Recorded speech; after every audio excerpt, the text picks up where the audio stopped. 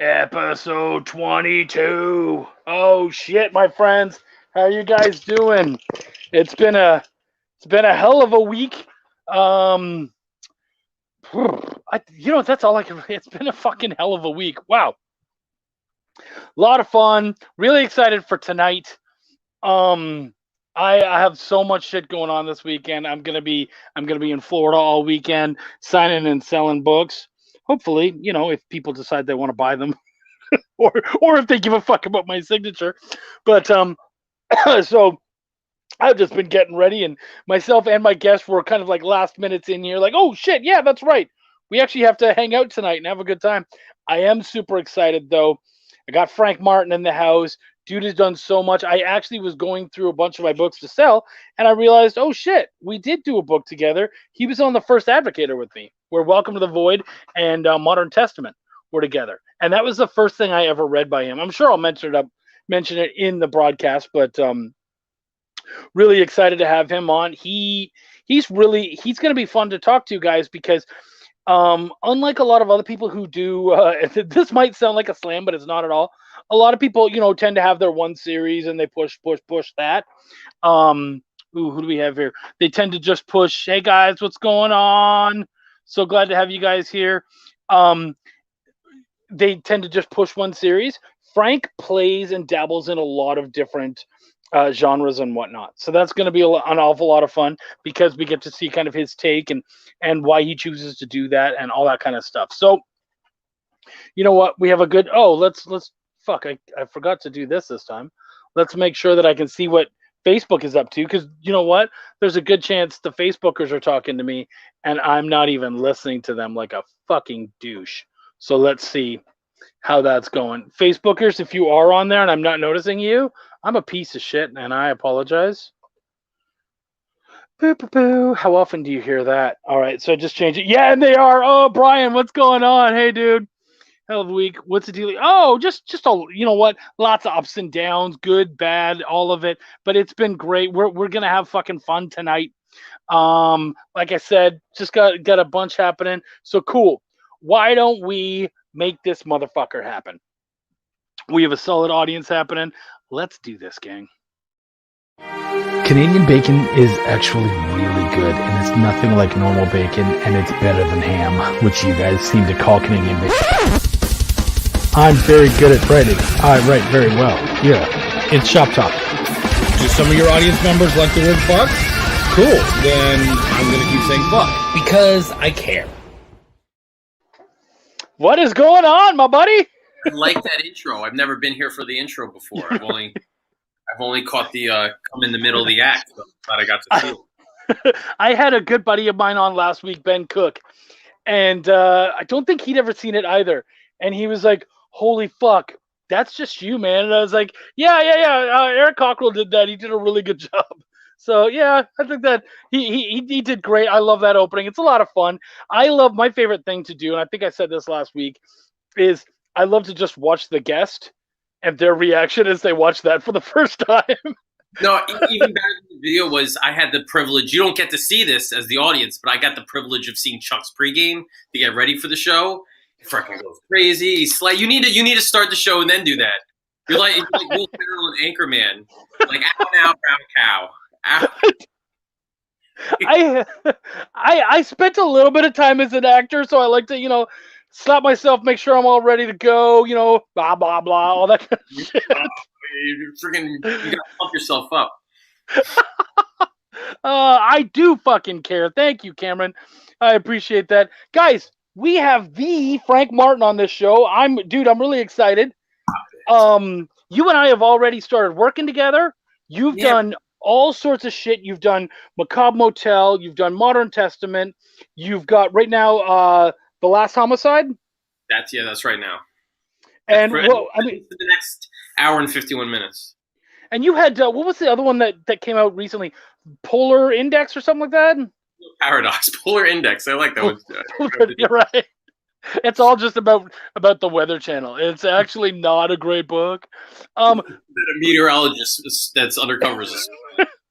What am I? I'm sure I'm missing something. What else have you done? I don't know.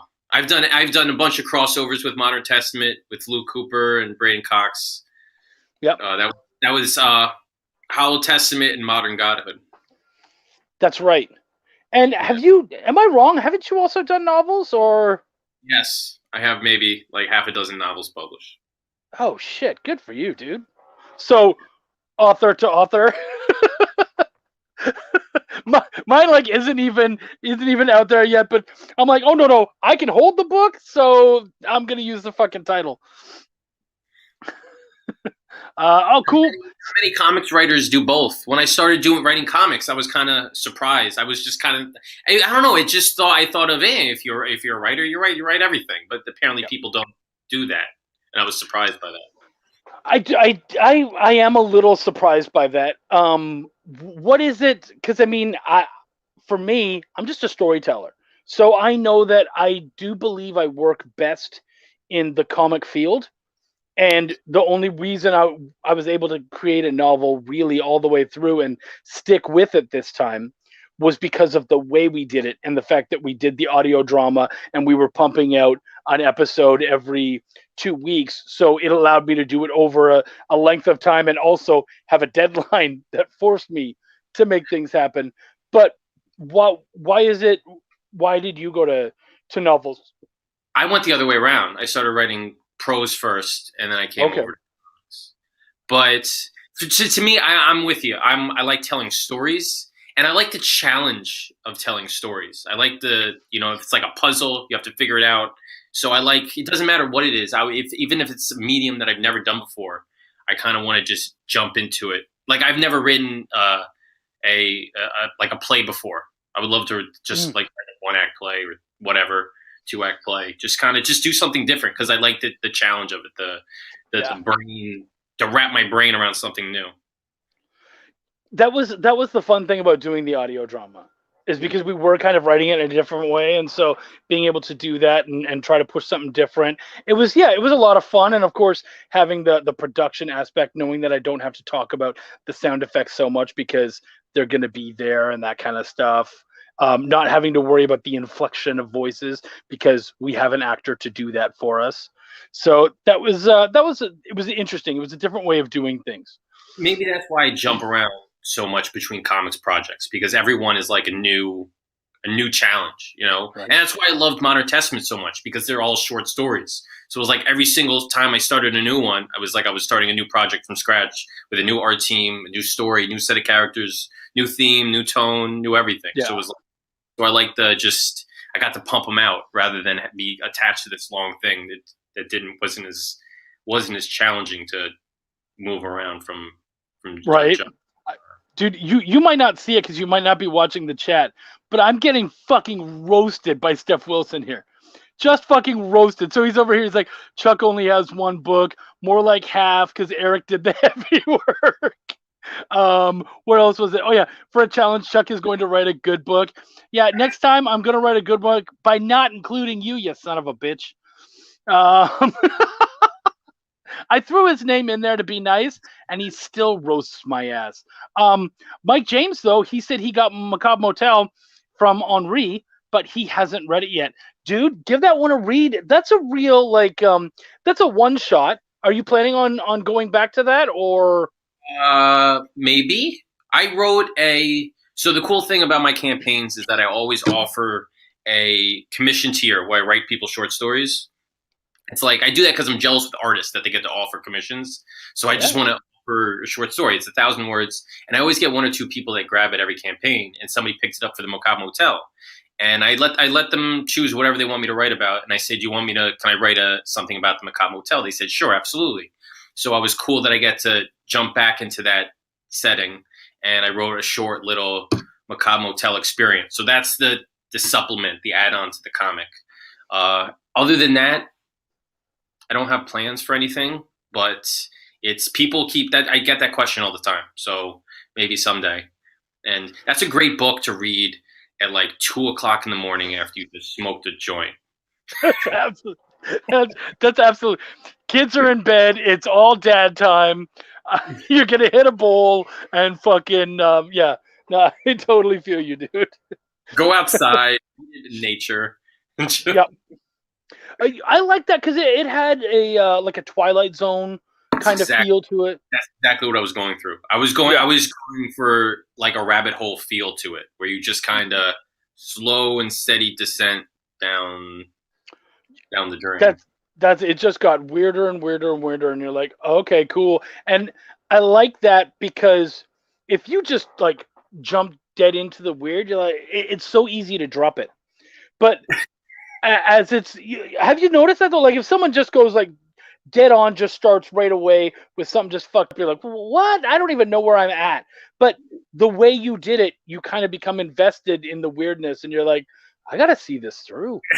So I asked Russell Nolte for a pull quote on that, and he said something to the effect like, I started the book and I was like, yeah, I've seen this before. I know this is going. No, I don't. I have no idea where this is going. Because it's just it's a very familiar premise. You know, it's Psycho. You know, you pull over at the shabby motel. It's kind of weird. It's kind of freaky, but it takes such a left turn. And it was a lot of fun to write because I got to just be random, you know, it just completely, because stories need to make sense. Stories need to not have plot holes. They need to be consistent and have continuity. With this book, I got to just like forget all that, just kind of be as random, as weird and stupid as I wanted to, and it was fun. It was fun. It was a lot of fun. I was just basically just throwing shit at the wall and just seeing stuff. and you get that feel, but it still makes sense, and it's still enjoyable. Like, yeah, it's so random and weird, but in the context of the story, it makes sense. I'm like, okay, I guess it worked. I don't know what I'm doing. It's all guesswork. I tell people, I'm just a monkey in a typewriter, man. Like, I don't know what's up. I'm just excited when I finish something. Steph Wilson asked for a mic drop, and that's when our boy Mike James will start dropping links. But he said he's not sure what to drop because he doesn't know a current Kickstarter from Mike or Chuck. Well, Mike, we're going to change that right now. First off, go to Kickstarter and check out The Last Homicide. That's issue 1 of 2, right? That's going to be a 2-parter. Mm-hmm. And it's literally, guys, we're counting down to the last hours. It ends at midnight tonight EST, right? Yeah, so I'm looking at the clock, 1 hour and 43 minutes. Yeah. So let's all jump on that. What are our numbers right now? Backers and money. I don't know. Last I checked, I had 202 backers. I think I'm a couple bucks short of 3,700. Okay. So, I'm a terrible Kickstarter. Well, you know what? I'm gonna check it out right this minute. No, I think it's bad luck to check it during a stream. Do you? Oh, okay. I think so. I'm gonna respect that. No, I respect that. But I want to see some movement, guys. So please, if you love what he's talking about and you love what he's doing, go check it out. The Last Homicide is up there, and also for myself, guys, I'm on 4 Kickstarters right now. So, hey guys, I'm in the middle of something. Can't you guys tell? So I'm doing Apex. I'm doing Heaven's Decoded, Savage Sasquatch, and Confidence. So, yeah. You're a little slut there, Chuck. I love it too. That's the dirty thing about it. I fucking love it. So as I try to get caught up on the chat a little bit, why don't you, usually what I'll always do is I'll ask people what their introduction was to comics, both as a fan and as a creator. So why don't you tell us that story? So my introduction to comics as a fan, let's take the long road. So I woke up one Christmas and I came downstairs and my parents decided to just buy all Spider-Man stuff. So I was like, I guess I'm a Spider-Man fan because that's what they did. So, well, to be fair, this was when the Amazing Spider-Man TV show was really big, and I liked it. So they went crazy. They bought a pillowcase that was Todd McFarlane's Spider-Man #1. It had like the interior art on it, which was awesome, where he has a lizard in that issue. Anyway, so I was a Spider-Man fan. I love Spider-Man, and I usually bought Spider-Man comics whenever I kind of was in places that had comics, but they weren't comic stores. I don't know, like pharmacies back in the day when they had them, and Books A Million. And then I did that once when I was, I don't know, 11, 12, 13 or so. This is when, and it was Ultimate Spider-Man, and I had no idea what it was. I just knew it was Spider-Man, and then I got completely sucked into the huge marketing scheme of Ultimate Comics, and everybody has the same story from there. It just kind of snowballs, where you go to the comic store for I read issue like 13, and I'm like, I need to know what happens next. And from there, I got 14, and I got another title, and another title, and then I got 616 stuff, and I got indie stuff, and I got DC, and before I knew it, I'm a full-blown junkie. I'm coming back every and I don't know, I blacked out. It's decades later, I'm talking to you. So it's kind of well, that's a pretty good jump. yeah. So what made you take writing with the side stuff, the TV shows and the cartoons? I didn't like say that I wanted to start reading comics. I like the characters, and that's kind of the introduction, and that's how they get you. I mean, when done right, and when we allow it to happen, absolutely. Because I think all too often people are like, "Oh, I love this TV show," and only this TV show. And it's like, yeah, but that TV show came from this comic, which also, attaches to this, and this. Like, I don't feel like we're getting that bump now. We should with the MCU, and it's being so hugely popular. I feel like, comics are doing okay, but I feel like there should be so many new readers because these movies are so popular. Like, I don't feel like they're capitalizing in the right way. See that, and that's what I was just thinking. I was going to say, it's because they're fucking dropping the ball. Like, why is there not a turnstile of fucking comics in the lobby of every theater whenever a new comic movie comes out? Like, how is that not a thing? I mean, they try. I think they I remember when the Avengers movie came out, they started a new Avengers book with a lineup that was the same as the movie. They do comic adaptations of movies, but I feel like they don't. I like, for instance, Morbius was supposed to come out. It was delayed, but at the same time, they had a Morbius novel that just came out and a new Morbius miniseries or something. So that was supposed to coincide with the movie. But I think that's kind of like the least that they should be doing. They could be doing a lot more to capitalize on the readership. Certainly, yeah. There's something they could do, and it's definitely better than the nothing that we're getting where that's concerned. Because, I know, let's be honest. If you had that opportunity, if say something of yours, I don't know, hit theaters or hit Netflix or something, are you telling me that you're not suddenly going to be fucking showing off those books as much as you possibly can? Well, you know what? Stuff that's outside of Marvel, I feel, does get that huge bump. Like all the graphic novels that get adapted into movies do get bumps. Like V for Vendetta, Watchmen, Invincible, Walking Dead. All this stuff gets Lock and Key, friggin' Umbrella Academy. All that stuff they get bumps whenever this stuff premieres. Yet I feel like Marvel and DC are fairly just consistent. Maybe they plateaued as far as their readership goes. It makes you wonder if it's because there's some sort of separation of church and state, so to speak. You know what I mean? Like, there's a separation between Marvel Studios and Marvel Comics, and because of that, they don't tend to work together very well. Yeah, maybe. That's just my thought. I didn't know anyone had gotten any reader copies yet, but Brett Giuliano says The Last Homicide Part 1 is a fantastic read. Oh, yeah, I sent it to him. He was actually, you know what? I sent it to him for a pull quote, and he was #1 backer. So awesome, Brett. Thank you. Oh, yeah, right? Well, and he's also excited to get your tier so that you can write him a Dust Bunny Mafia story. You know what? In fairness, I've already written him 2 Dust Bunny Mafia stories. They were Drabbles, though. They were 100-word stories. So I love a good Drabble. You know what? His was particularly difficult to write because he has a dark subject matter that's made in a light tone. You know, it's serious but it's fun. So trying to pull that off in a non-visual medium was a little bit tricky because it was a prose story. I had to write about gangsters that weren't gangsterific. No, it was It was a little bit tricky, but I think I think I pulled it off, and he was kind enough to at least say that he liked it. I don't know if he did, but Yeah, I think if I were gonna do that, it would just be gangsters not doing gangster thing. It's like, like dude has to, like, I don't know, get his fedora cleaned or some shit. So you end up going about, like, how does he deal with assholes in the dry cleaner and shit. you know what? There's a fan made Punisher movie. Have you seen it with Thomas Jane? Thomas Jane played the Punisher in the actual Punisher movie from Lions.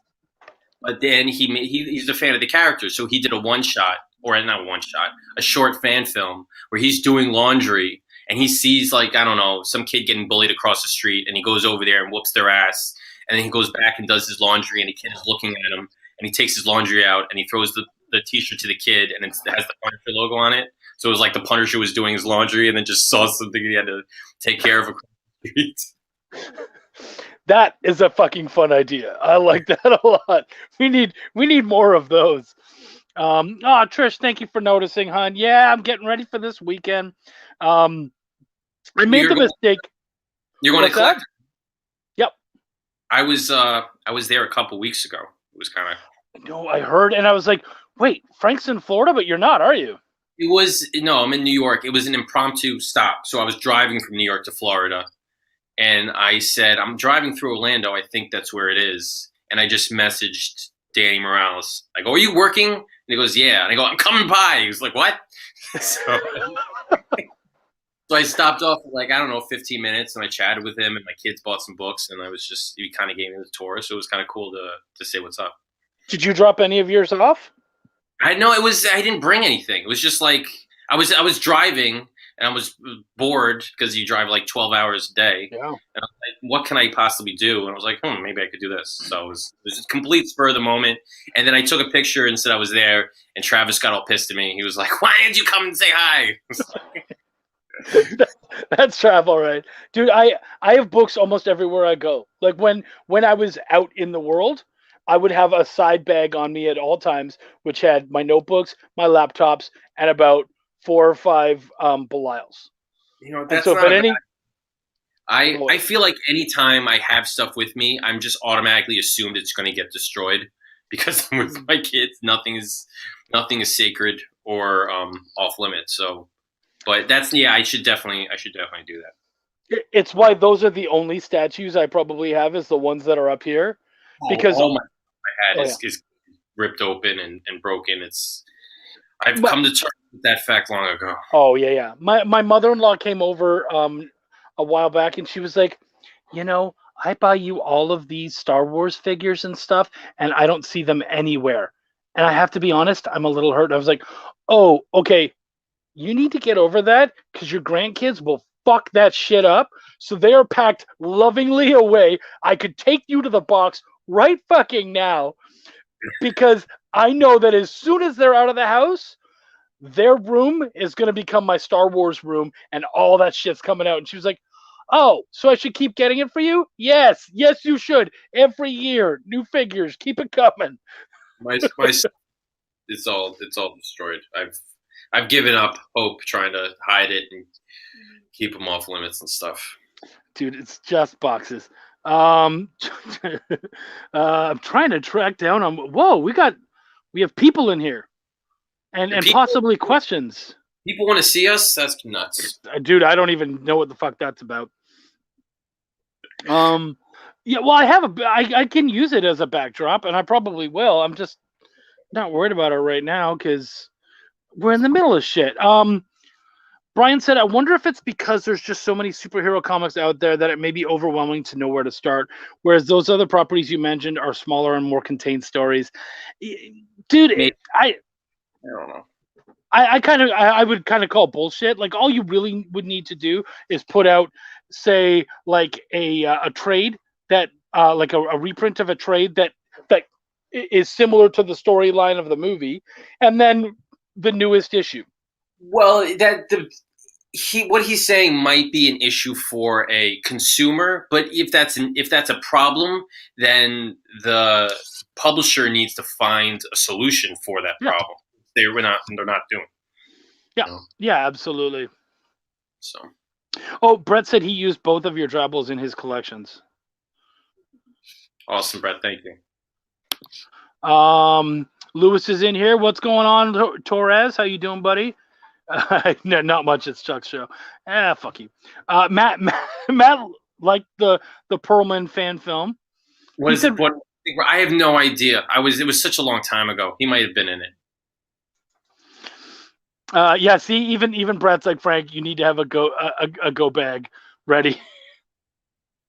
Like, have it under your seat or in the trunk or something. I have so much stuff. I never know what to put in there.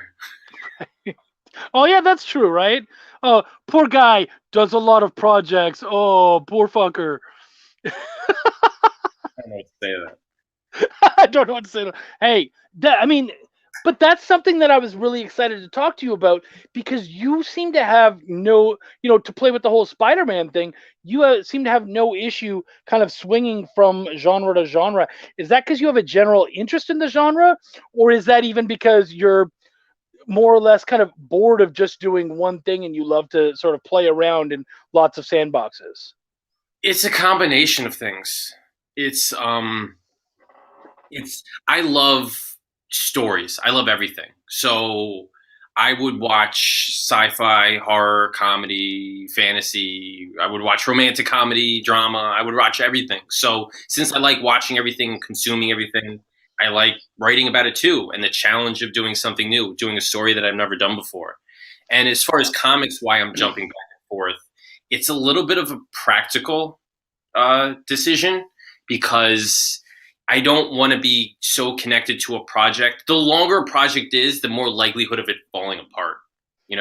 Short stories, very simple to work with. You just tell an artist I need 6 pages. They're like, okay, great, I can fit that in my schedule. You tell an artist you need 60 pages. There's a lot more time for things to go wrong. So one shots make it easy. 2 parts make it easy. I'm starting to stretch that a little bit with some my next works, 3 issues, 4 issues, whatnot. But yeah, keeping it small really compacts the project, makes it easy to complete and finish. And so those are the 2 kind of answers to your question. That's sweet. I can certainly, nothing would make me happier than jumping on an ongoing book and writing 50 issues or something. That would be awesome. Right, and hopefully on somebody else's dime. OPP. That's right. Is there a genre that you haven't really got to play with yet that you're really kind of excited to jump into? I don't know. I have books coming out, that's stuff that I haven't done yet. I have like a post-apocalyptic kind of like sci-fi war story. Okay. I haven't put out a superhero story. Our superhero, we got a superhero thing going on. And I got a whole bunch of other superhero things, stuff that I've written, but nothing's ever seen completion yet. Yeah. So, what else? I don't know. You know what I did once? I have a buddy who's a filmmaker, and years and years ago, before we were kind of like established a little bit in our fields, I wanted to work with him on a short film, and I wanted to write a horror romance, like a legitimate horror romance, like a movie that would be a horror, but at the same time, there would be a romantic element to it. So that was a lot of fun that I got. Again, the challenge of it, the challenge of having this idea and doing it in a way that it actually works and that I pull it off. And I might not pull it off. Everyone might watch it and be like, this is stupid. Why would you do this?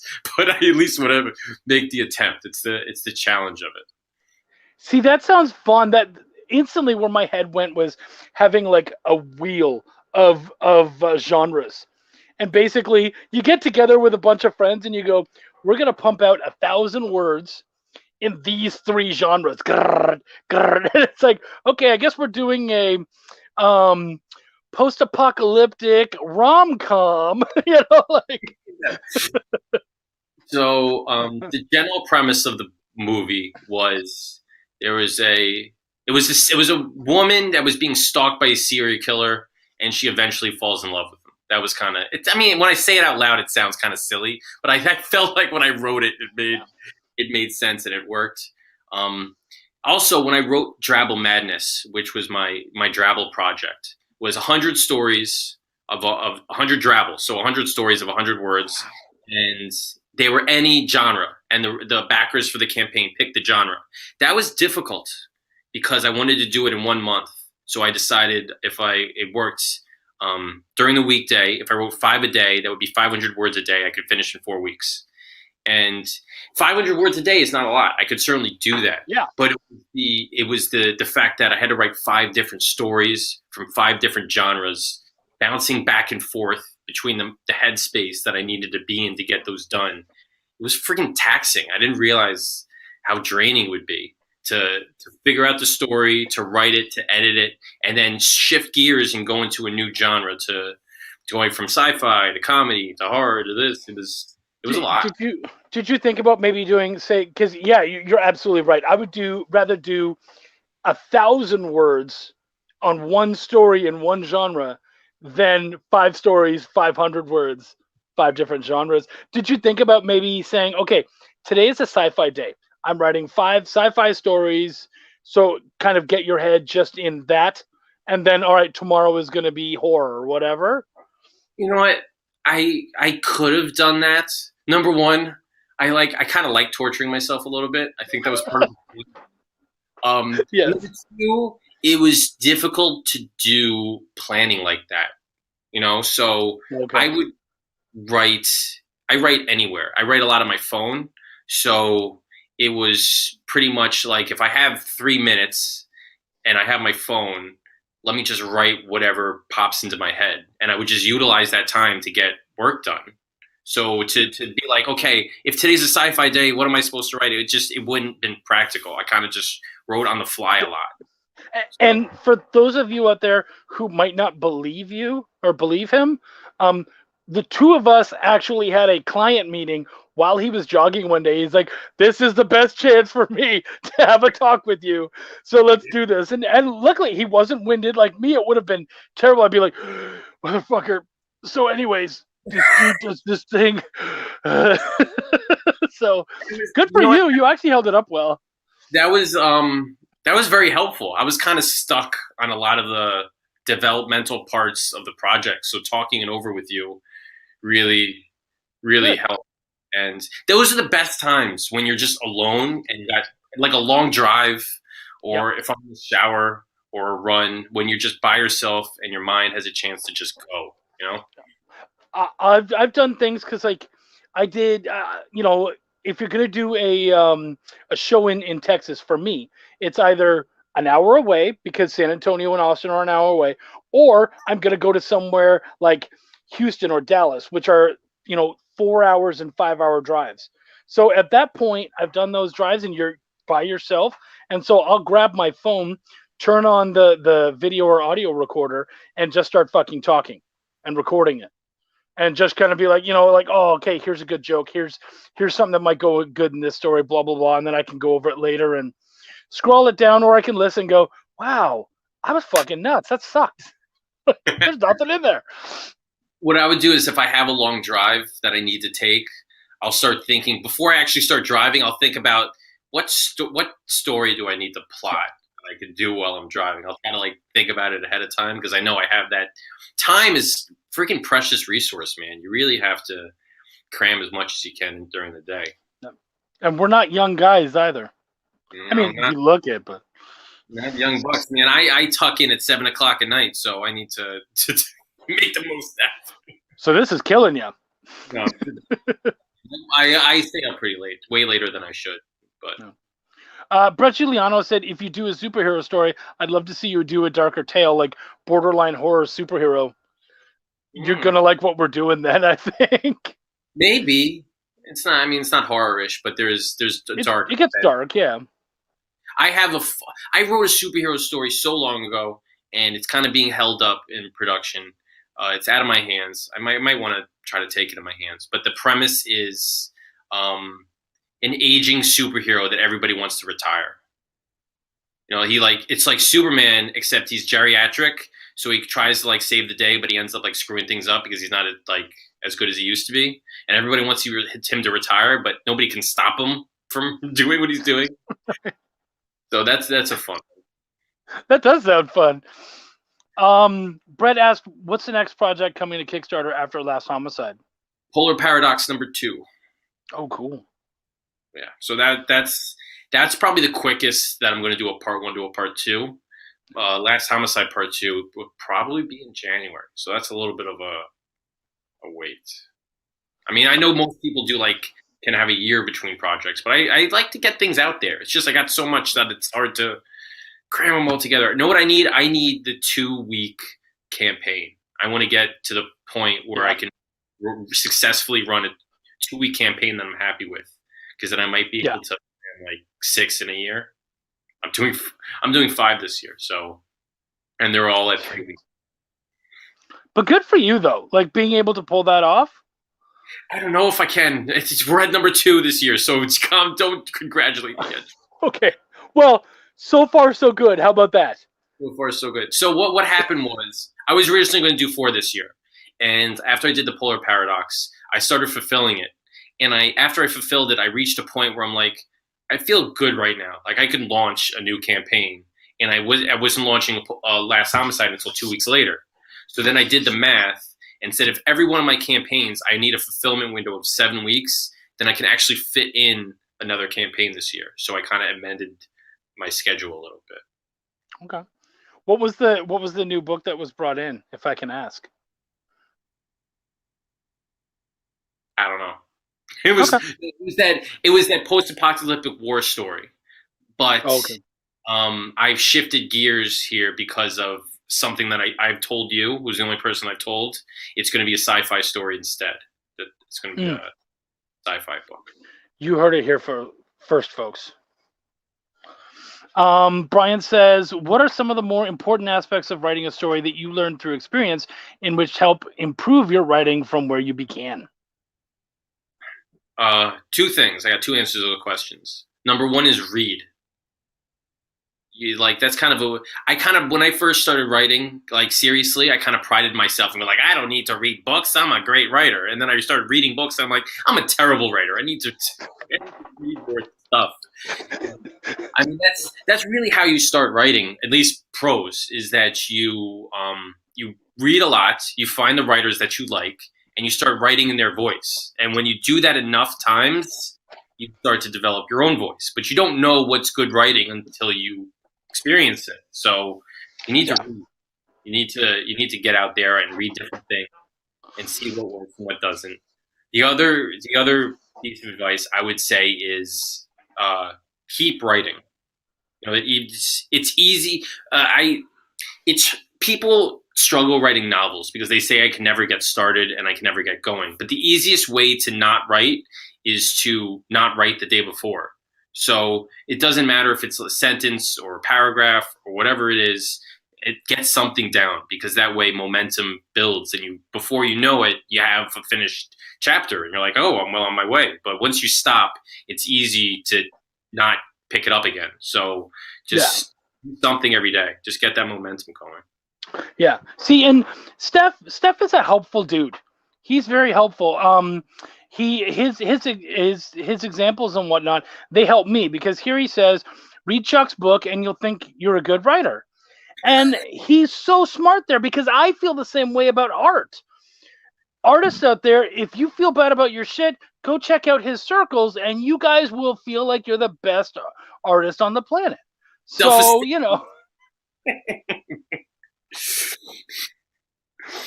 How often do you have this direct, contentious, attack basically to your own audience? But we love to piss each other off. It's fun that way. Chuck is like, my self-esteem is too high. Let me go do a live stream. And It's so true. Hey, life has been okay to me. I could really use a kick to the old balls. All right, cool. And I'll usually message Steph beforehand and say, hey, I'm going live. I need you to hurt my feelings. It's my style. Yeah, there you go. I see he tries to set a low bar. It's important. It's very important. We're doing the good work. We're helping a lot of other people out because they get to look and go, oh, I am a real writer, or I can draw. I mean, you say that, but jokingly, But there's a lot of things out there that are fucking terrible, and they're like they're on TV, movies maybe get produced somehow, comics get published that are like that are awful. Yeah. Drop any names or anything, but sometimes I read comics that are published by big publishers, and I'm like, this is horrendous. Like I don't know. Maybe I'm picky. No, dude, I don't think that's fair at all. I totally agree with you. I've read lots of stuff that picked up my stuff, and I'm like, I could do that. Like, I mean, and the example gets used all the time. Fucking Sharknado, like. Well, you know what? I think that there comes a point when you hit that sweet spot of something that is so bad it's brilliant. You know, they know exactly what they're doing. They weren't like this is going to be fine art. We're going to win an Academy Award. They were going for a specific niche there, and they nailed it. And there's a reason that they made so many of them. Right. What? But we're hearing that a lot, even with Mortal Kombat, which I have not seen yet. But I'm hearing a lot of people say, look, because, you know, you're getting a lot of people saying I loved it, an awful lot of people saying it was trash, I hated it. And then there's this great group of people that I would want to listen to in the middle that basically say, look, if you were looking for an Oscar contender, what the fuck were you doing watching Mortal Kombat, you idiot? Like, this is not that. So I saw Mortal Kombat. Okay. Because I'm going to start talking about it because I'm I think so. I think you're about to shit on it a little bit, and I'm okay with that. So I'm not a fan of people that say that. People that are like, Mortal Kombat's not high art. What were you expecting? First off, I am a story guy. I love story above all else, especially when it comes to comics or video games.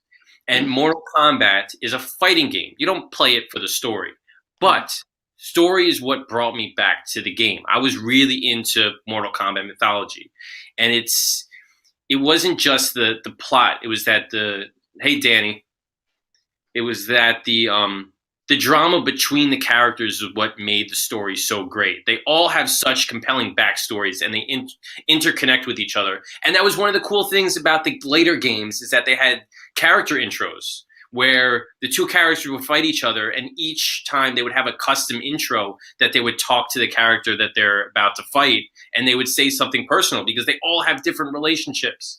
And I was really into Mortal Kombat enough that I actually wrote in college when I was supposed to be listening to my philosophy professor talk about Descartes. I was busy writing a Mortal Kombat fan fiction. I wrote my own, because I was into it.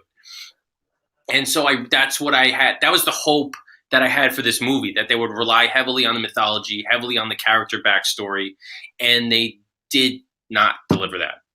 Yeah. So I don't think people give Mortal Kombat enough credit for character backstory and writing, and it's there. It's really there. It's a good source material to mine, and they ignored it a lot, and that's what peeved me off. And there's a couple other things that are really weird and peculiar about the movie. There's one editing gaffe in the middle of the movie that's atrocious, that is like embarrassing that a Hollywood movie was put out and they missed it, you know?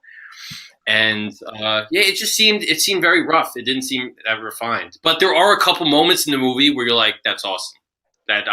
It was perfect for a Mortal Kombat movie. I just wish that it was in a different Mortal Kombat movie. Right.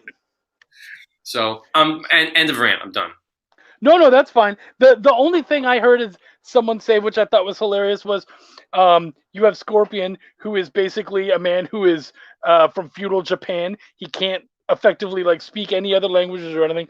He speaks Japanese the whole movie, and then all of a sudden, somewhere towards the end, he's like, "Get over here!" And they're like, "Where the fuck did he pick up this one line?" Like, we understand why he had to say that, but you kind of had to write that in there so it made sense when he did it, right? I wish he said it in Japanese. That would have been cool. Right? Yeah. That couldn't have hurt. Yeah. Because it was all dubbed anyway, or it had subtitles anyways, right? Well, which is good. They leaned heavily on the subtitles. So I'm going to give you the overall plot of the movie. The overall plot of the movie was the human characters need to figure out a way to get superpowers, which is kind of like, why would you do that? Yeah, it's just like, it seems like it was a waste. Like that was the main goal of the movie. That's basically what they did the entire time, is figure out how to get superpowers. To get ready for the tournament, which is the whole idea Which of Mortal Kombat. There's no tournament. And then I hear a lot of defense in the movie. This has become a Mortal Kombat stream for some reason. I know, right? One of the defenses of the movie are, well, they decided they were planning a trilogy, or they were planning 4 movies, so the tournament is coming down the line. I mean, like, but if nobody likes this movie, they're not going to make more. So, okay. So to bring this back kind of into comics, so to speak, I remember reading someone's book, and they wanted me to do a Chuck's Raw review, which I did, and I was, as always, it was overall a really good book. So I did give them a favorable review. But I contacted that person personally, because I like them as a creator, and I feel like they do good things, and I was worried about this piece. And I contacted them and I said, so maybe I'm missing something. Maybe there were some pages missing, so I didn't talk about the end. But is this how it ends? And he said, oh, yeah, that's the ending. And I said, it just fucking drops. Like, it's just suddenly done. What the fuck is that? And he's like, well, actually, it's a graphic novel that we broke into 4 parts. And I was like, oh, no, it's not. And he's like, well, yeah, I just told you. I was like, no, you don't fucking do that. It's a mini series that becomes a graphic novel. You can't just fucking go, I'm going to cut here because this is 22 pages out of the 88. It doesn't fucking work like that, dude. No. You have to write it with that intention. And he's like, well, I didn't. I'm like, then you and your editor fucked up. And I'm just telling you because I won't buy the next one, and I didn't. Or you put the whole thing out at once. You don't. Yeah. You either plan it with chapters that you can put out individually, or you write the whole thing at once. It wasn't like anybody was saying when they put out a bad MCU movie and be like, oh, they're building to Endgame. They're planning a 21 movie series, so you gotta wait for it to come. Nobody you need to make good individual things before you tie them all together. And if this one sucks, it gets to suck on its own. It doesn't mean that it's going to affect the whole thing or anything, but yeah, absolutely. So that's something that, again, people need to know what they're writing. And so, again, if you're like, well, I want to write a graphic novel, then just fucking make a graphic novel. But if you can't distribute it or bring it out like that, guess what, man? You're not really writing a graphic novel. You're writing a mini that's going to become one. I posted this on a forum once because I have this weird OCD thing where I need to complete things that I start. Like if I start reading a book, I can't put it down. I need to finish it.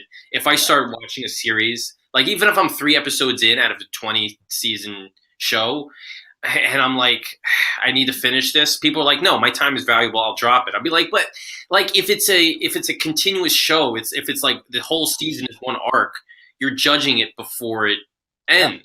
I feel like I compelled to finish it, and people are like, God bless you, I can't do that. And my time is very valuable too, but I don't know, for some reason I really feel compelled if I buy a miniseries, the first issue, to finish that miniseries. Very rarely have I read the first issue of something and I'm just like, I can't go on. So if I drop it, it's because I was probably not going to enjoy whatever came afterwards. I am Sam is here. Another night hanging out with us. Thank you, buddy. We appreciate you coming out. Do you guys have any questions for Frank? You want to talk about any of the cool stuff he does, or you want to ask about writing, publishing, creating, crowdfunding, any of that, please feel free to hit him up. Josh said, video games are interesting story engines. Story is secondary in video games. I actually 100% fucking disagree with that. But can really add to them depending on genre. I love how you had to stop reading the sentence right there too. That's a big discussion in video game theory. You know, what's the driving factor in video games? Yeah. Player is story. And I play video games for the story. I really do. I play some games that have ferocious gameplay, and I play them because the story is intriguing. Very rarely will I play something that has good gameplay. No, that's not true. I play things that have good gameplay and terrible story all the time. But yeah, I'm into stories. I love. Yeah. Well, and I think it's the same as anything. You'll watch a bad story, a movie with a bad story, because you really like the cinematography or the graphics or whatever. You know what I mean? And so it's really about what is the focus. And so I'm not saying that that story has to be the focus on video games. More what I'm saying is it certainly can be the main focus, and everything else can kind of come in and back that story up and help it out. What else do we have going on here? We have a bunch of people. Holy shit, guys. Wow. I'm having a hard time just catching up with everything. They're just talking shit. Most of them are probably talking. That's why I'm having to scroll through all the shit talking. It's not a confession. I'll tell everybody. I'll scream that from the rooftops. You know what? It's a fucking good idea too. It's a Mortal Kombat reimagining. So what I did was basically I took the clans of Mortal Kombat and I put them as gangs in New York City, and I gave each character like a different role. Like Liu Kang as a cop, and it's Sub-Zero was killed by Shang Tsung, who was he was like an enforcer for Shao Kahn, who was a big businessman. It was fun. I was in college. I did a lot of drugs. Leave me alone. All right. Yeah. Danny Morella says, I love me some Frank Martin. I want all his books in the shop. I can help a little bit with that, Danny. I have I grabbed a bunch of my Advocators and put them in my box, and so I'll be bringing Advocators to the shop, which means that you guys will have some Modern Testament there. That's a fun story. I had fun writing that story. Straight up, I had never read anything by you at that point when you were added into that, and I think it was Travis was like, "Yeah, man, this is like a retelling of Noah's story," and I was like, and he goes, "No, it's really good," and I was like, oh, "Fuck, dude! Like they fucking made a shitty movie out of it with Steve Carell. Like who gives a fuck about Noah?" And I was like, and I was like, honestly, I'm really tired of so many Christian storytellers trying to, like retell your stories are already up there. And he's like, actually, this isn't really a Christian storyteller. And I was like, all right, whatever. And I read it, I was like, oh fuck, this is actually really fucking dark and good and fucked up. Like it's 4 pages. And you know what? The weird thing is the cover makes it look a little bit like a Christian story. So I've had people be like, "Oh, he writes Christian stories. That's good." And they read it and be like, "That was not what I thought." No, that was like a fucking head spinner horror almost kind of thing. And I was just like, "Oh shit, this is dark. I like this a lot." So, for people who don't know, Modern Testament was my main series for a while. The basic premise was taking biblical characters and retelling them in modern settings. And for The Advocator, I wrote a story called The Greatest Flood, which basically took Noah's Ark and retold it in a modern setting. And the premise was a guy in modern times is inspired by God to build or told by God to build a bunker. And he doesn't really know why he's doing it, and he does it. And that's all I'm going to say about it. But I wanted to do one for a while, and I didn't have a chance to do it. And then Travis was like, "You want to write a story for The Advocator?" I'm like, "Yes, I know exactly what I want to do." So, no, it came out really well. I enjoyed it, and again, like I'm one of these guys who will always give props, and so that's why I had to say how unenthused I was to read it, and then because upon reading it, it really is that first Advocator in my mind was filled with some bangers. There was some really good stuff in there, and I'm not even going to mention myself for Travis, but Jamie Primack had Binary Star in there. Who else was in there? Connor Bartel was in there. Didn't Joe have a story too? Who was there? Luis, did he have a story in there? maybe. Oh yeah, Joseph Tuis was in there too. Yeah. He did half of a story. So yeah. Actually, yeah, I was really happy with that one. There was just so many good stories in that one, and there wasn't actually one that I hated. Like they all really came together really well and worked with what everyone was doing and stuff. So yeah, man, that was a really good one. I'll be bringing that for people to check out. Mike said, I drop books after I find I am getting too many and have to trim my list. Yeah, I mean, I get it. That's why I try not to start too many. You know what? I'm a Marvel guy. I love reading Marvel, but I have more DC books I'm pulling, which is I mean I have more. I think I have more outside of the big two that I'm pulling, but I'm pulling like 1 or 2 Marvel books right now, which is wow. Why do you think that is? I'm just not digging a lot of their stuff. You know, I was not a fan of, and I'm gonna get shit for this, but I was not a fan of Donny Cates' Venom run. I don't like Null, so I backed out of everything King and Black related. Oh yeah, which was like the entire line. So, but I'm an Amazing Spider-Man guy, so that's something that will always be on my pull list. So that's kind of the main thing that I'm pulling right now. I want to read Chip Zdarsky is a great writer. I want to read his Spider-Man thing that's coming out. Yeah, I think it's like Spider-Man kept this symbiote suit. It's like a what-if story. I don't really know. I just know he's writing it, so I want to check it out. Oh, that's cool. You know what? I haven't read any big two in a while. Once I got into indie, all my money basically is just being sucked up by indie books. I mean, Kickstarters and all that kind of stuff. So I just don't really have a lot of the time. And to be honest, I'm a huge X-Men fan, and I haven't been a big fan of kind of where the X-Men have gone for a while. So rather than be that guy who's like, the X-Men suck now. I'm just like, look, where they're at right now, it's not for me.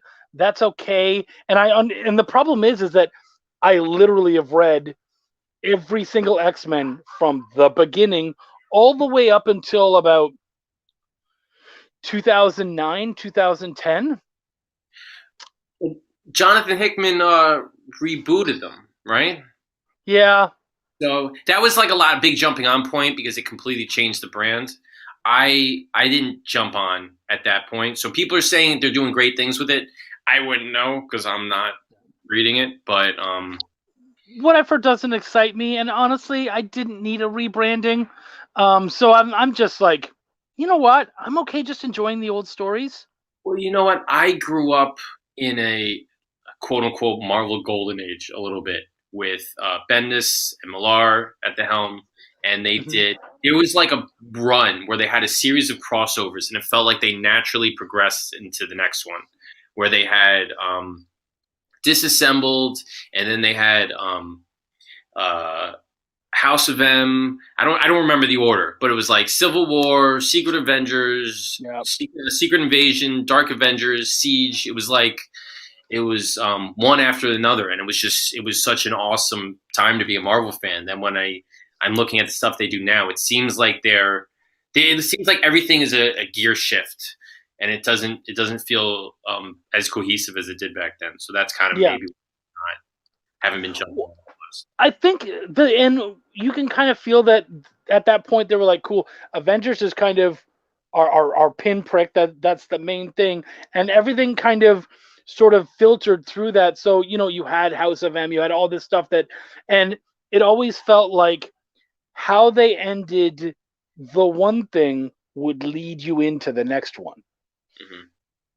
And yeah, I think that's kind of sort of stopped.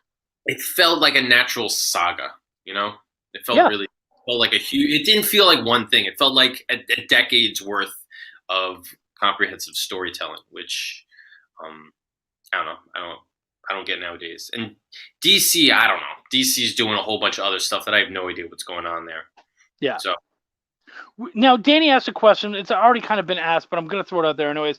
Frank, do you ever have any ideas for returning to the world of Macabre Motel? There's so much potential. I don't have anything specific. there is a lot of potential. I just got so much else on my plate right now. People have tossed around the idea of possibly letting other writers play around with it, or creators play around with it. You know what? If somebody wants to jump headfirst and book a room at the Macabre Motel, I mean, I'd love to have that discussion. But right now, I'm focused on so much other stuff that it's not on my plate. Whoa. That's holy shit. I'm trying to track down where we were. Oh, Steph Wilson says, I played Tomb Raider for the story. Sure you did. You were all about the pixelated tits, you bastard. You know what? Tomb Raider, the rebooted Tomb Raiders are pretty awesome. They definitely. Yeah, 100%. I agree. I do. But I just know that he's an old school guy, so I'm sure he probably hasn't played a Tomb Raider game in like 15 years or so. But okay, so Brian Manel actually came in and he dropped some really good story games. So Undertale, What Remains of Edith Finch, The Last of Us, dude, those are all really solid fucking story games. I haven't played Undertale. Last of Us was, you know what? Last of Us was a little bit of a letdown for me. And everybody was excited for The Last of Us 2. And I didn't play it. I wasn't excited for it. And the reason is people hyped up The Last of Us so much that when I played it out, it didn't really meet my expectations. And the reason it didn't is because, again, I'm a story guy. And the story was basically, or the general premise was, we have this girl, because of a zombie outbreak, she's the only one who could save us, and we need to take her across the country. I'm like, I've seen that before. I know that story. So they did a great job with atmosphere and gameplay and all that other stuff that goes along with it. It's just that the vehicle for the story didn't really grab me. What Remains of Edith Finch was... How long is that game? That game's not that long. No, it's not at all. It's not. So I was going away on a vacation, and I was like, all right, let me just play this game for 2 hours or whatever before I go away on vacation. And I played with my son and my daughter, and we're like, we just started it. We might as well finish it. It's like, it was getting late, and we were going to take a trip the next day. So the experience of playing that game with them, when they're fairly young, and it's a fairly dark game, but it's not presented that dark, that it was just a cool experience playing with them and going through that journey. That that's another one that's like the gameplay is almost non-existent. It's just a completely storytelling game. Oh yeah. I mean, that was a massive. There's one where you're basically drowning a baby, but it's not really. You know what I'm talking about. You're effectively drowning a baby, but because I'm sure the kids didn't understand that. Oh, we just drowned a baby. The way they're playing it out and all that kind of stuff. It was very interesting. And So I mean, I talk to my kids a lot about heavy stuff. So it's a heavy game. So it wasn't heavy in the sense like this is rated R, but it dealt with a lot of deep emotional stuff. So to be able to explain that stuff to them and to go on that journey with them, it was unique. Journey is probably my favorite game of all time. Journey. How do I not know that game at all? So Journey is a PlayStation game. It came out a bunch of years ago. And I don't even know if it has a story. You're basically this guy, and you need to get to the top of like this mountain. And the way the game is worked, it's built around co-op, except you can't talk to the person or really communicate with them. So it's like drop in, drop out. You start the game, and you might be dropped in with a partner, and you have to go through the game with them. And it didn't have like a strict story, but the gameplay of playing with a partner who you can't talk to, you don't know their name, you don't know anything about them other than they're another person. And I played this, like my son was born probably like 2 weeks before, him and my wife were sleeping. So I'm like, let me go down and play this game. And I met this stranger, and I completed the entire game with them. It took a couple hours. And it was like, we got to the end, and I'm like, bye, buddy. And he just left. It was like a weird emotional, it was like it was very bizarre, but it was like a story that didn't involve any plot. It was just a story of me working with this guy. And that's what made it such an incredible game. Yeah. That's Something funny. that has to back me up with playing this game. And so is that one? It isn't the front just like the graphics of it. It's just kind of or like the cover graphics. It's like a guy walking along a sand dune or something in the middle of a desert. Yeah, okay. I never played it, but I heard a lot of good stuff about it. I just none of it sunk in. Brett asked if we have any plans on reviving the Advocator series. Not really, but there's a lot of other people who are doing similar things. So I can certainly point you in some directions to some people who are doing stuff like that. What else do we have? 5 books max, so I can do more Kickstarter. Yeah, right. Holy shit! There's so much stuff going on. I'm just trying to catch up on what people are talking about. Screw it. Why don't we get you chatting about something else?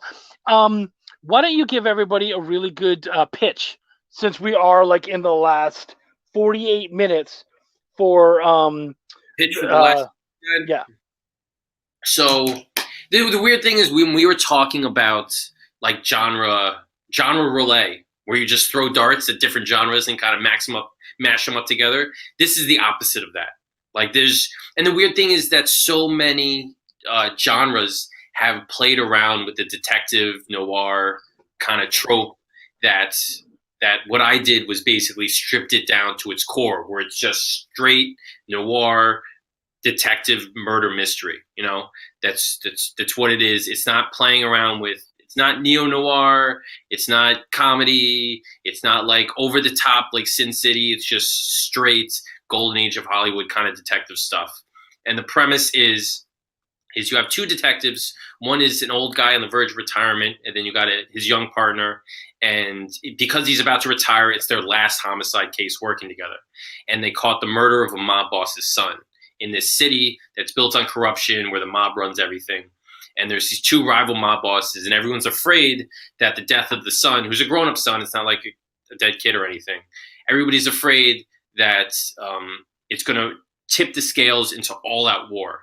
And so for their last case together, they have to solve it, and it's a little bit of a race against time because they don't want the mob war to start.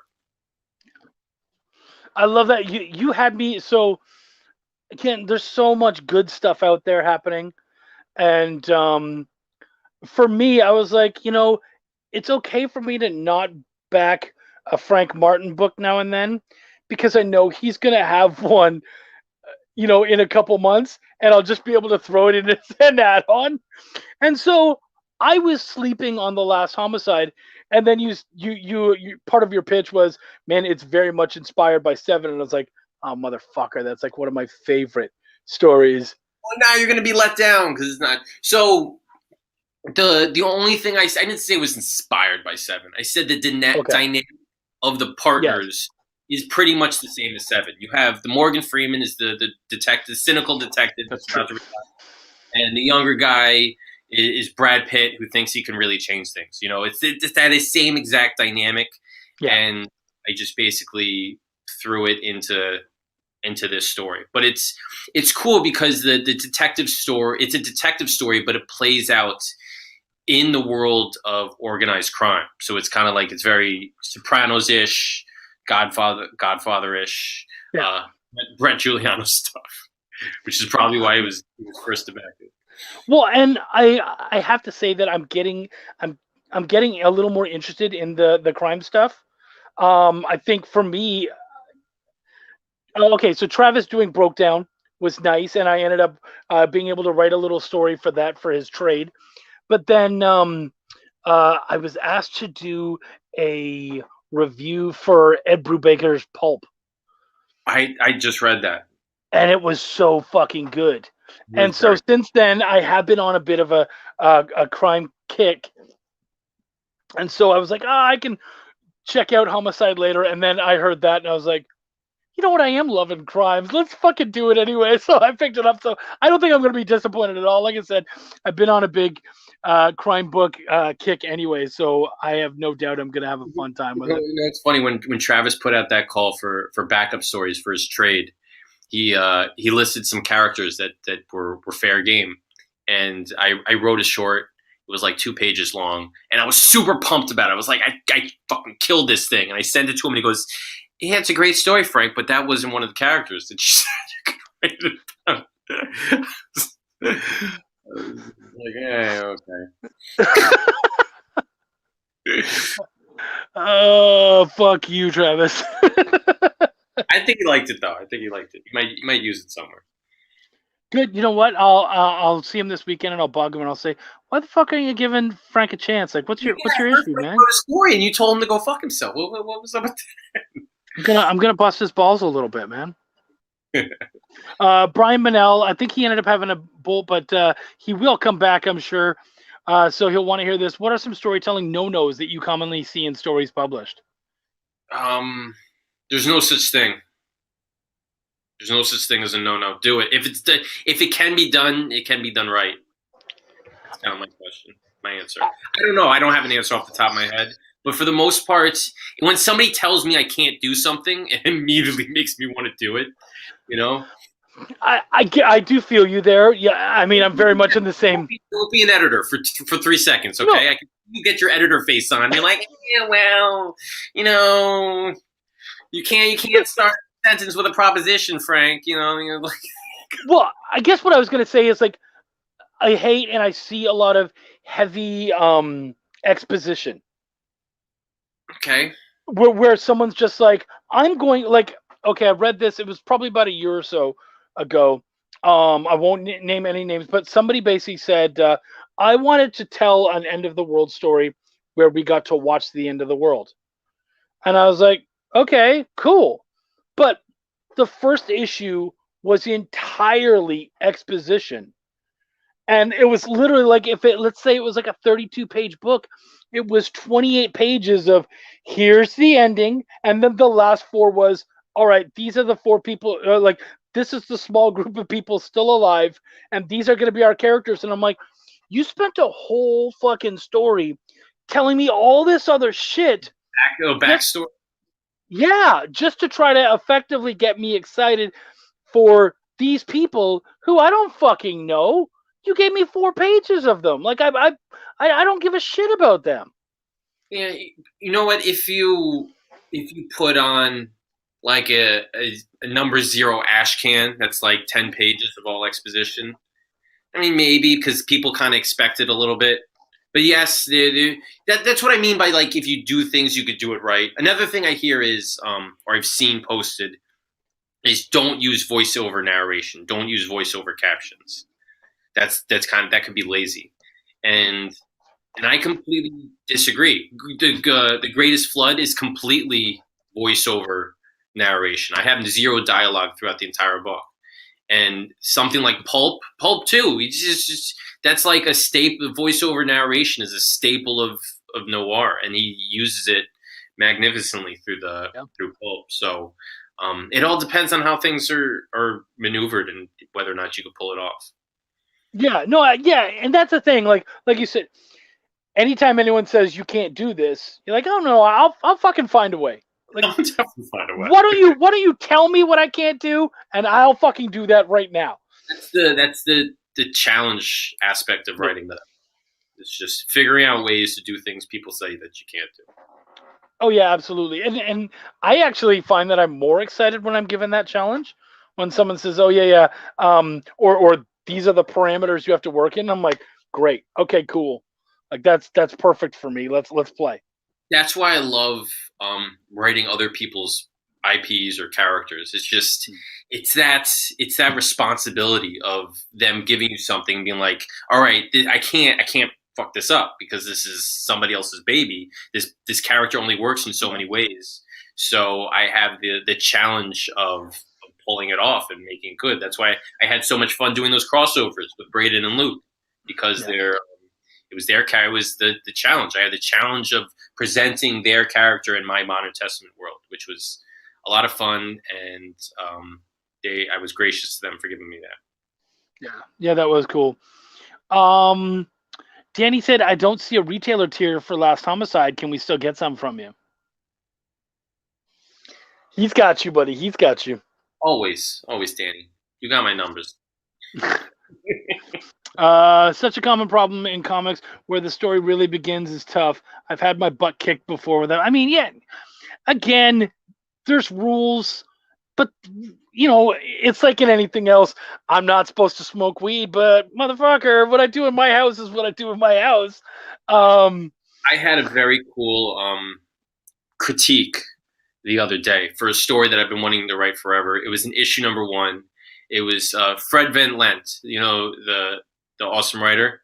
He critiqued the story, and he ended the critique with, Frank, you're a great writer. And I was like, wow, this guy Love and Admire told me that I was a great writer. And he said, but sometimes the hardest part is figuring out where to start the story, because I started it. He said the issue was a lot of setup, but it's only set up depending on how you're viewing. We're kind of getting to really nuts and bolts of storytelling here, but the setup is all about how you view the story. So the reason I say that is the story, it's like a supernatural drama, right? And the supernatural comes in at the end of the story, or almost not at all in the first issue, and it's all drama. And if you're viewing it as the main vehicle of the story is drama, then it's not set up because you're relying heavily on the drama. But if you're relying heavily on the supernatural aspect to sell your story, then you're starting at the wrong point, because somebody's going to go into it thinking they're getting a supernatural story, and it's all this character drama and build up. So it all depends on how you frame the story, on whether or not the reader is getting what they imagined. Yeah, totally. I love you, kiddo. Good night. That's getting to real weeds of story structure there. Right? Well, so Brian comes on. He says, how much exposition is necessary when starting a story that is a good use of exposition? So I'm going to go in the complete opposite direction here and say none. Great exposition exists without you realizing it's exposition. It just is just in the story. You find ways to... Exposition is world building. So you need to find ways to build the world without the reader realizing you're building the world. Yeah. You know what I like to do is I like to point people at the beginning of Tarantino, one of his first ones, ear cut off. Reservoir Dogs. The beginning of that movie, it's just a bunch of fucking gangsters at a coffee shop talking about tipping. But that conversation, first off, is a great conversation. It's so I love. I could just sit there and fucking listen to that conversation over and over forever. But it gives you the idea of all of those characters within that conversation. That is the world building. Because the thing is that there's no real world. I mean, really, you kind of only have two locations. You have a fucking warehouse and you have that coffee shop. And so really, that coffee shop kind of sets up all the other characters, the relationships, how things work between everybody, how that story is going to work. And so that's just that's so huge, and it's done properly, because at no point are they trying to explain, well, this guy is a bit of a penny pitcher and this guy's an asshole. No, it all comes out in the conversation. And so in comics, in any of this stuff, it's going to come out naturally if you find a way to do so and let it.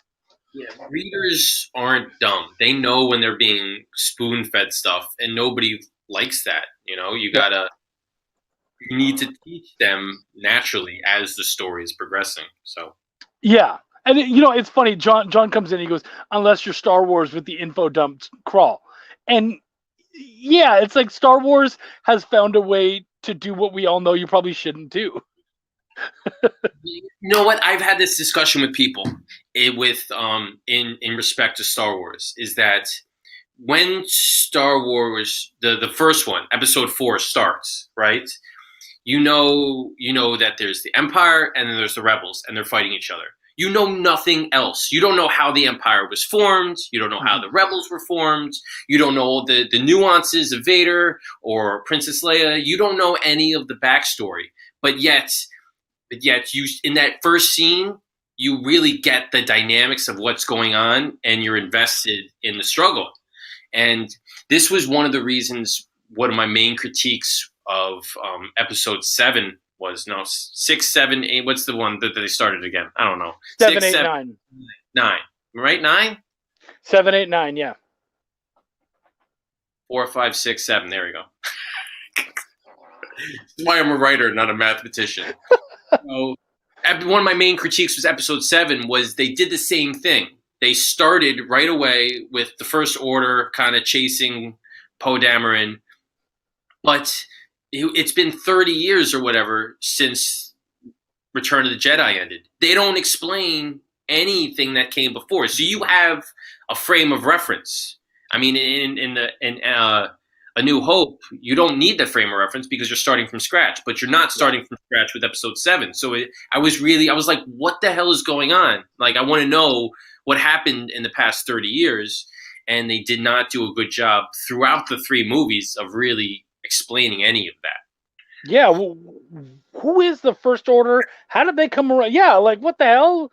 I was talking with people and be like, "Oh, you got to read this book." I'm like, "No, it's the big question. You gotta need to answer it in the movies. You can't." So, I think it's in that first in episode 7. What is it? R2D or sorry, C3PO has a red arm. Yeah. And we don't find out in the series why he has a red arm, but they had a book for that. And I was like, oh, okay. I think that's right. And I was like, okay, cool. That sounds neat. And I wasn't interested necessarily in checking it out, but I did get the story and I was like, oh, cool. That's a really neat idea. That's fun. I didn't need to feel like I had to read that in order to enjoy it, but that does sound like something that I could enjoy, and then it added flavor.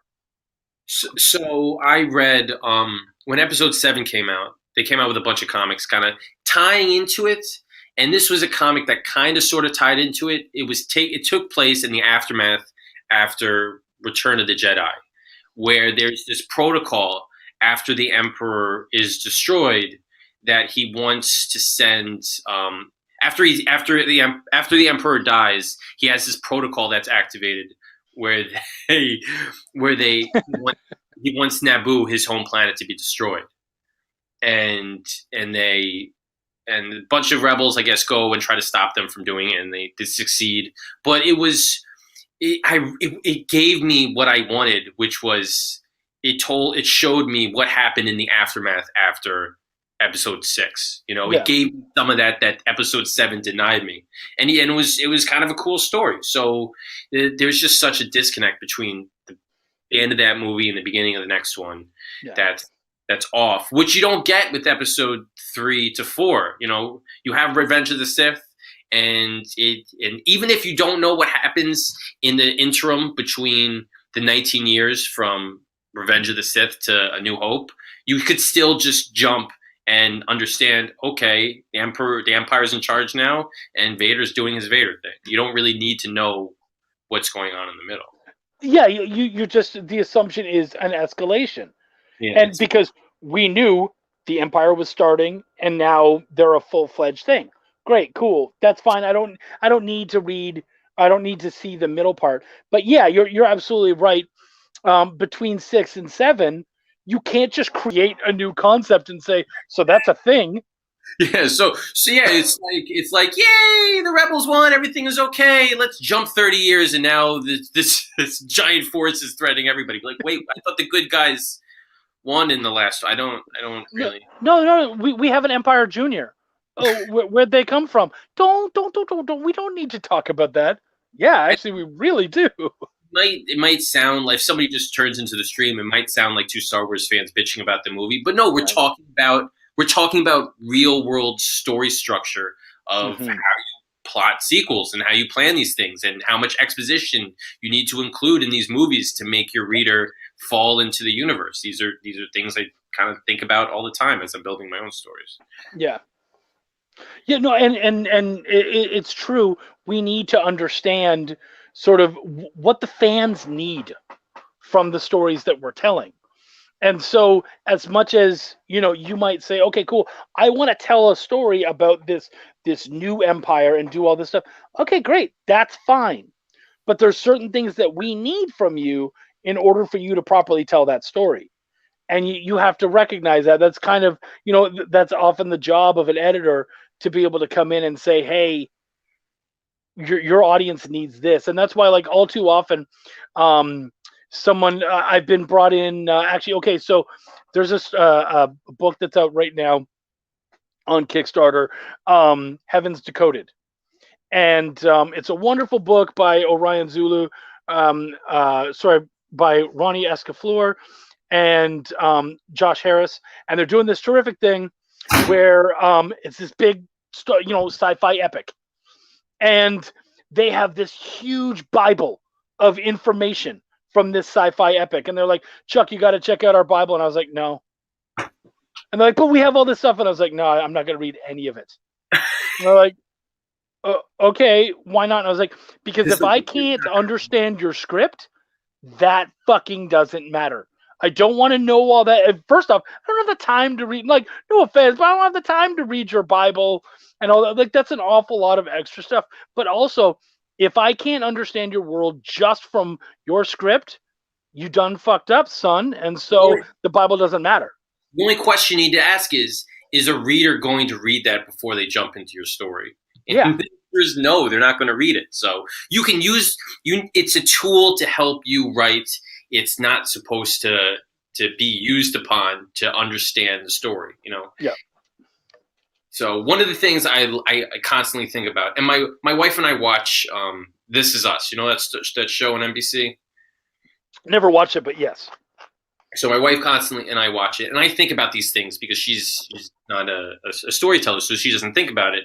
And the way the story works is it plays around with timelines. It's got one continuous timeline. It tells the family story of a family through decades, and every episode they jump in it to a different period of time. It could be 50s, it could be the 60s, 70s, it could be today, the 90s. It's moving all throughout, and they have like 5 or 6 seasons of these individual episodes that jump all around. So I'm thinking, can you imagine the writer's room have a timeline of what episode took place when, and in order to reference back like seasons later, in order so that the continuity is all straight? She goes, "Yeah, I guess so." I'm like, how can you not think about this thing? That's the only thing I could think about is how they possibly write this story, this show, and keep it all in sync and all in line, because it's so much stuff, and they do a phenomenal job with it. Well, I didn't know that it was anything like that, so that's actually really interesting.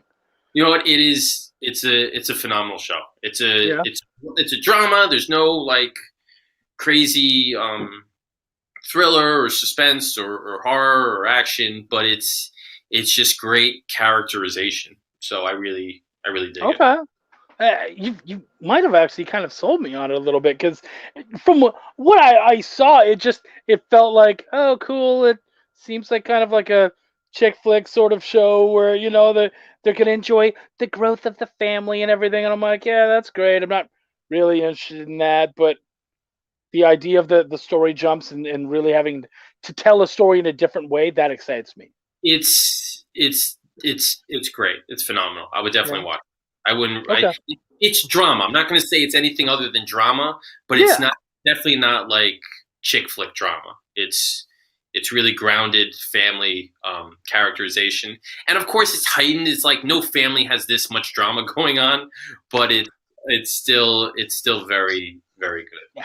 Yeah. See, I feel the same way, Josh. He did kind of sell me on it. So yeah, man, I'm annoyed because now I'm like, great, this is something else I'm gonna have to check out. But yeah, dude. So the book is done in what, half an hour? 27 minutes. Dude. Okay. So guys, you only have 27 minutes to get on, check out The Last Homicide, enjoy it. I've had a blast. Is there anything else you want to talk about before we bolt for the evening? No, I think we talked about a lot of stupid stuff and important stuff. We talked about important stuff framed in a stupid way. Okay, that's pretty much my show. So yeah, we're good. That's that's that's pretty much how we do things here. So welcome to Shop Talk, Frank. Uh, cool. So why don't you tell everybody what you're doing and how they can track you down? I am Frank the Writer. You could find me at frankthewriter.com. I write prose and comics, so I got a bunch of free short stories and comics on there. You can sign up for my mailing list, keep track of all the craziness I got going on. Frank the Writer is also my social media handle, so at Frank the Writer, Instagram, Twitter, and Facebook. And look forward to seeing you in the interwebs, guys. You're kind of like that Big Josh battle they had. You're the only Frank the Writer. But Fuck you know the what? rest of them. I got a funny story about that. Is that when I had Frank the Writer on Instagram and Twitter, but there was an at Frank the Writer on Facebook, because you could type in at Frank. You could type in an at and it will bring you to your page. And somebody already had it. I was Frank Martin author on there. I'm like, this is stupid because I got one thing that's different than everything else. And somebody told me a Facebook hack is that if somebody hasn't posted on a really long time, you could contact Facebook and they'll yank their handle and they'll give it to you. So yeah, so it was somebody else, and I contacted Facebook, and they saw he hadn't posted in a while, and they said it's yours. So, yay, dude, that's badass, man. Now I'll know that. I mean, there's not exactly a lot of Chuck Pinots running around, but if there are, fuck you, I'm gonna take your shit. I also have to be Frank the Writer because there's another Frank Martin in comics. There's a colorist. Oh, okay. He's a big-time colorist. He works for Image and Marvel and all sorts of stuff. So, is that one of the times where you're like, actually, he's doing well enough, I don't mind if people get our names mixed up. That way they give me more cred than maybe I deserve? He's not on social media, so I get tagged all the time in his work. Oh, that's funny. Yeah, so I reach out to people. I go, hey, thanks for tagging me. That's not exactly me, but you can check out my indie stuff if you want. And they're like, oh, you don't do the big two? Not yet, but you can give me a chance. Holy shit. All right, cool. Frankie, thanks so much. I really appreciated having you on. This was fun. Hopefully everybody learned a lot. We got another great show next week. I have no idea. I think Kira Burton is on next week, but either way, it's going to be another terrific show. Thank you guys so much. My name's Chuck. I give a fuck. Take care, everybody.